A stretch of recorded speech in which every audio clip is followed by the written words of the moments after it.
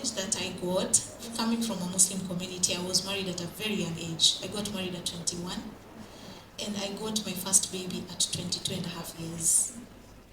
So when I was having my baby, I was excited being a first mom, and I was still in school, doing medical engineering and getting pregnant. And then, sometimes I feel shy talking about it, but maybe it can give someone a hope, you know. So I got pregnant. My friends would help me in school, write for me notes, you know, keep me on track and tell me leo ni hivi, leo ni vile. But at the end of the day, you come and realize, like, who am I? Am I a student? Am I a mother? Am I a wife? You're mixed you're in a dilemma. Your mind cannot give you the exact profile. Like right now, when I look at you, I know this is Dr. Flani, you know, and she at the back of her head knows that I am a doctor. But you are in school, you're a college student, you've not graduated, you are a wife, you are a mother, now you're becoming a mother.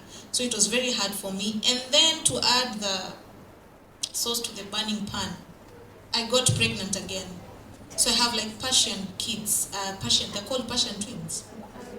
Irish twins. Yeah, the Irish twins. I came to realize about that just a week ago that they are called Irish twins. So I was so devastated. I was in a very bad emotional state. And at that time, my husband was not around. He doesn't live in the country. So I used to deal with all this alone. And to make matters worse, I was in KMTC Kilifi campus. Originally, I'm from Nairobi. So I don't have anyone in Kilifi to support me with the babies and all that. I went bald. Nilijinyua nywele.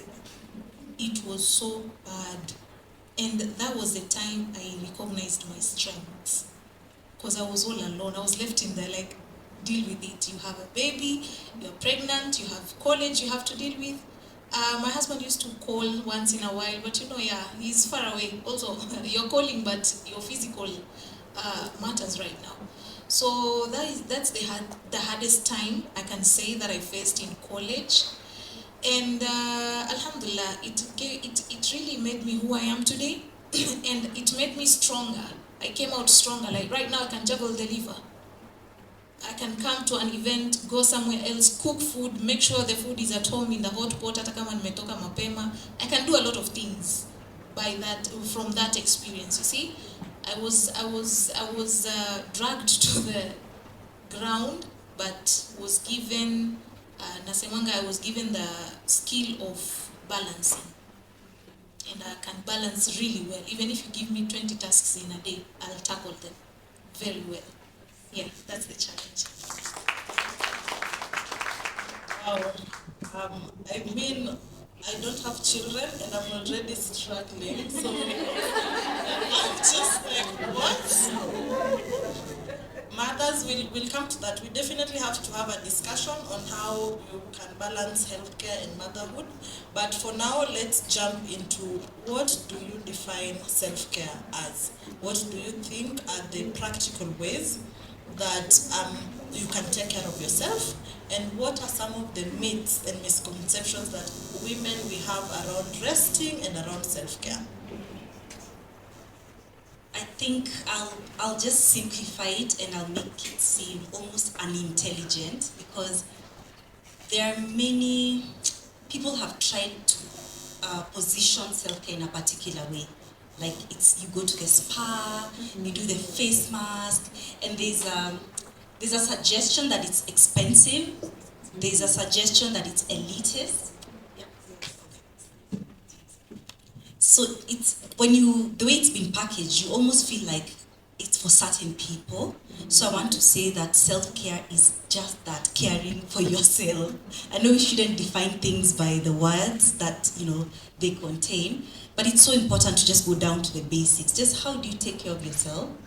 And even to take it another level, like how would you take care of, for instance, your friend, or how would you take care of your baby?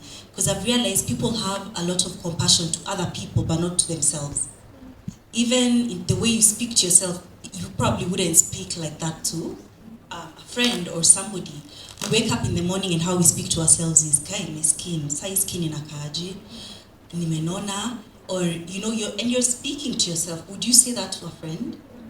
So self-care, I think the building blocks for me is how you, first of all, think, feel, and behave. Which those are the building blocks for CBT. Anyone been in therapy? Yeah. Those are the building blocks. How do you think? What are your thoughts like? As I mentioned, are you always criticizing yourself? Are you always bullying yourself? Are you always anxious? Are you always seeing the negative side of things? So if you want to start with self-care, start with that. Yeah. And then your feelings. How do you take care of your feelings? What do you do when you're angry? Do you bottle it up? Or have you learned how to even communicate with your friends and say, let's have a difficult conversation, you know? We're bottling feelings, we're bottling anger, we don't want to cry, or we don't feel safe enough to cry, so feelings. And then behaviors, so that's where things like sleep come in. How much are you sleeping? I'm a sleep enthusiast, and for me, I think if you don't do anything else for self-care, just make sure you're sleeping. Yeah, because that's how your body rests, that's how your skin thrives, that's how everything degenerates. What self-care is not is, as I said, it doesn't have to be expensive. Self-care doesn't mean somebody else has to do something for you. So you don't have to go and someone does your nails. Yeah, self-care is not necessarily pampering, although that's an element of loving on yourself. But I think for me, it's the day-to-day treatment of yourself. How are you treating yourself?